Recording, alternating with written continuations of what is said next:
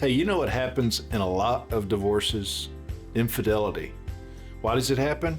I don't know. I mean, modern humans can't stand to be bored and they can't stand to be alone. And so you're bored and alone in your relationship that's gotten old and you go find somebody to help you fix that. Well, now we got infidelity to deal with.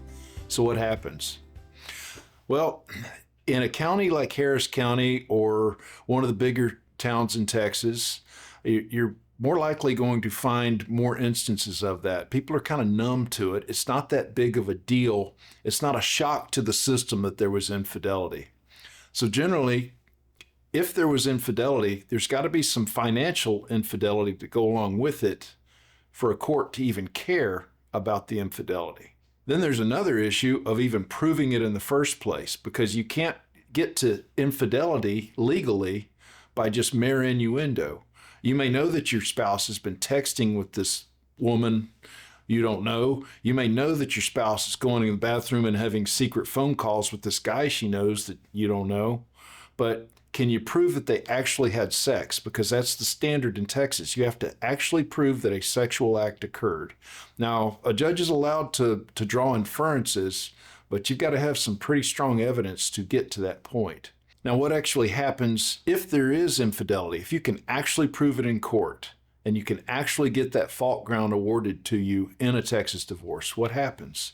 Well, courts are allowed to make a just and right division of the community estate based on fault in a divorce. Infidelity is one of the faults, and a judge can shift assets from one party to the other.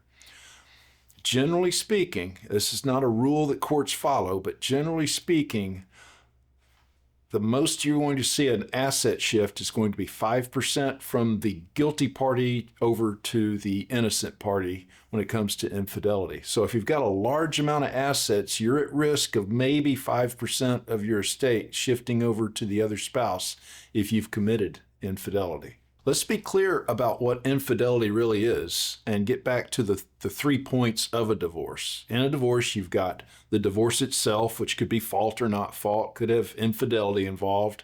And then you've got the property division, and we've talked about that you can get an offset in property division for infidelity. But how does that affect kids? Well, it shouldn't. Being a crappy spouse does not mean you're a bad parent. Being a cheating spouse does not mean you're not able to parent your child. The issue of cheating alone somewhere else with another adult that when the child's not there is a whole separate issue than how we're going to raise our children and co-parent together. A court does not want to see you come in and try to tell that court that you want that other parent's parenting time limited because they cheated on you. It's not a direction that you really want to go down. Courts are not going to award you some greater rights over your child just because the other spouse committed an infidelity.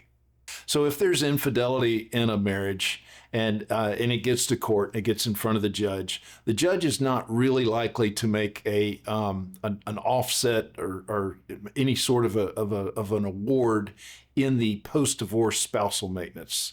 The judge is most likely to make an award in the division of the property in the current division, but post-divorce is not likely to be affected by an infidelity during the marriage. Another thing I get asked is, how does infidelity affect child support? So, you go through a divorce and you prove infidelity, and how can I use that to get greater child support, etc. A court is not going to look at infidelity as a factor of child support. Child support is a mathematical computation, and infidelity is not one of the factors that come into it. It's a sad fact of life, but infidelity is a factor in a lot of divorces. If this is causing you concern, if you're worried about infidelity in your divorce, if you're the party who's not been faithful, if you're the party who's worried about your spouse's fidelity, give us a call. We'd love to walk you through those issues. The Dohlen Law Firm.